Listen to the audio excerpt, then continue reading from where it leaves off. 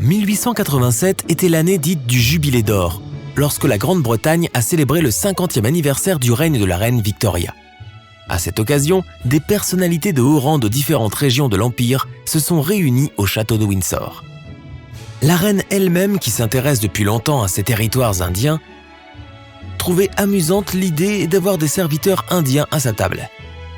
2 hommes ont donc été recrutés pour être employés pendant 1 an en tant que serviteurs spéciaux de la reine. Abdul Karim était l'un d'entre eux.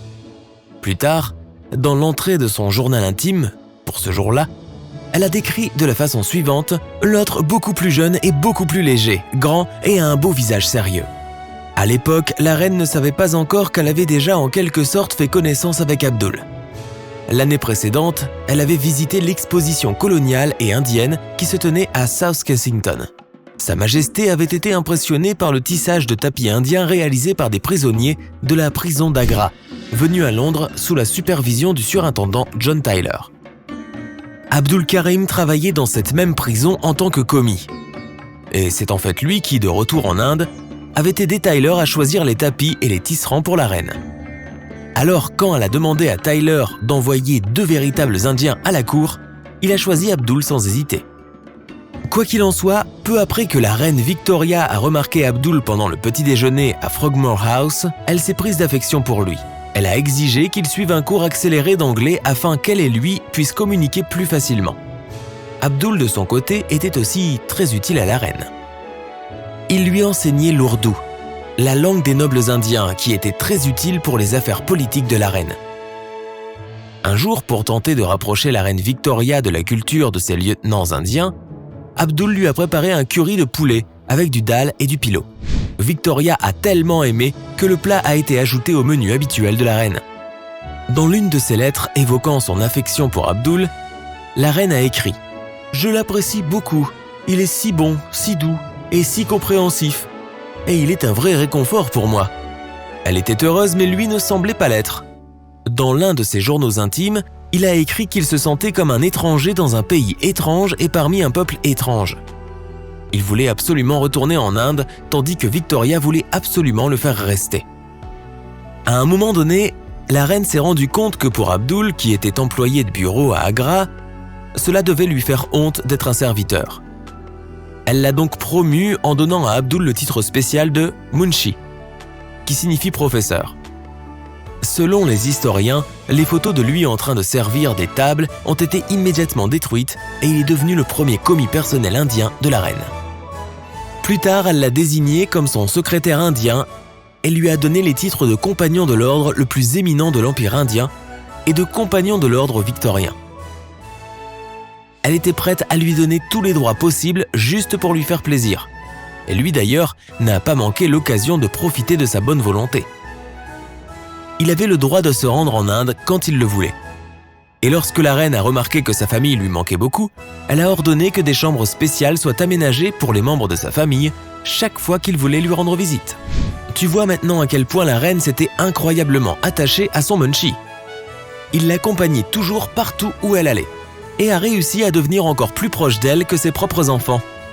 Elle a commandé un certain nombre de photos avec lui et il a également été rapporté qu'elle signait certaines de ses lettres pour lui avec la mention « ta mère aimante » ou « ton amie la plus proche ». Aujourd'hui, personne ne peut dire avec certitude s'il y a eu une relation romantique entre Victoria et Abdul. Le plus probable est que leur amitié était purement platonique, compte tenu du fait qu'elle avait plus de 40 ans de plus que lui. Mais certaines personnes de la cour royale surnommaient Abdul le John Brown indien. John Brown était l'ancien favori de la reine, qui est malheureusement décédé quelques années avant qu'elle ne rencontre Abdul.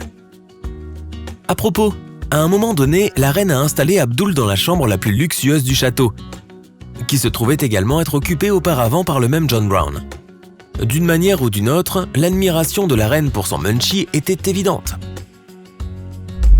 C'est pourquoi, comme tu l'as probablement déjà deviné, tous les autres membres de la cour royale n'appréciaient pas autant Abdul. Bien que leur étroite amitié se soit épanouie, pratiquement personne n'était à l'aise avec sa promotion rapide, ni avec la façon dont il accompagnait en voyage, dont il était assis aux meilleures places lors des banquets, etc. Ils étaient sans doute jaloux, mais le plus probable est qu'ils se sentaient simplement supérieurs à l'Indien, qui après tout était d'origine modeste. aucun des autres membres de la famille royale n'était prêt à accueillir Abdul parmi eux, même si la reine insistait pour qu'il le fasse. La cour anglaise essayait désespérément de convaincre la reine Victoria qu'Abdul n'était qu'un homme arrogant qui utilisait la reine pour son propre bénéfice.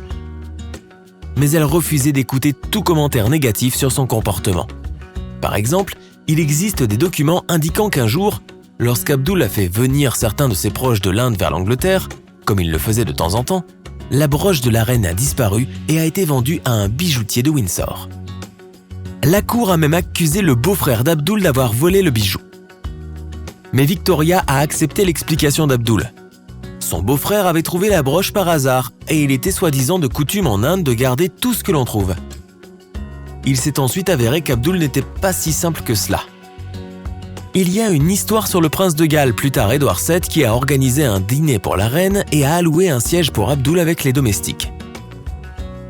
Abdul, qui s'était déjà habitué à sa position, s'est senti insulté et s'est retiré dans sa chambre. Une situation similaire s'est produite lorsque Abdul a refusé d'assister au mariage de la petite fille de Victoria, la princesse Victoria Melita de Saxe-Cobourg et Gotha, parce qu'on lui avait de nouveau attribué un siège dans la galerie avec les domestiques. Dans les deux cas, la reine a pris le parti de Munshi, déclarant qu'il aurait dû être assis auprès de la famille. La tension entre la cour anglaise et le Munshi n'a fait qu'empirer au fil des années. La reine vieillissante savait qu'après son départ, Abdul pourrait difficilement rester dans la demeure royale et elle a donc décidé d'assurer son avenir. Elle a influencé les bonnes personnes en Inde pour lui obtenir une concession de terre dans la banlieue d'Agra. C'était très difficile à faire. Elle a aussi pris soin de lui assurer une petite fortune, ce qui a fait de lui un homme riche. En plus de cela, elle a réussi à obtenir une belle pension pour le père d'Abdul en Inde et une promotion pour son ancien employeur, John Tyler. La reine Victoria est décédée en 1901. Sachant que sa mère l'aurait souhaité, le nouveau roi Édouard VII a permis à Abdul d'accompagner la reine qu'il avait tant servi lors de son dernier voyage. Il a été la dernière personne à la voir dans son cercueil. Immédiatement après, le roi a confisqué et brûlé toutes les correspondances entre sa mère et Abdul.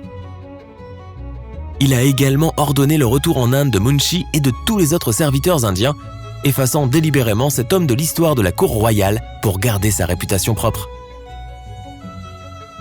Abdul est retourné en Inde et a vécu une vie paisible sur le domaine que la reine lui avait offert. Il est décédé à l'âge de 46 ans, sans laisser d'enfant derrière lui. Heureusement, ses neveux ont réussi à trouver et à conserver son journal intime, ainsi que quelques lettres et photographies. Son nom a été totalement oublié pendant un siècle, jusqu'à ce que la journaliste britannique Shrabani Basu tombe accidentellement sur sa photo. Il lui a fallu 5 ans pour percer le secret de sa vie. Et ce n'est qu'en 2010 que l'histoire d'Abdul Karim, un Indien qui avait autrefois été le plus proche confident de la reine, a été révélée au public.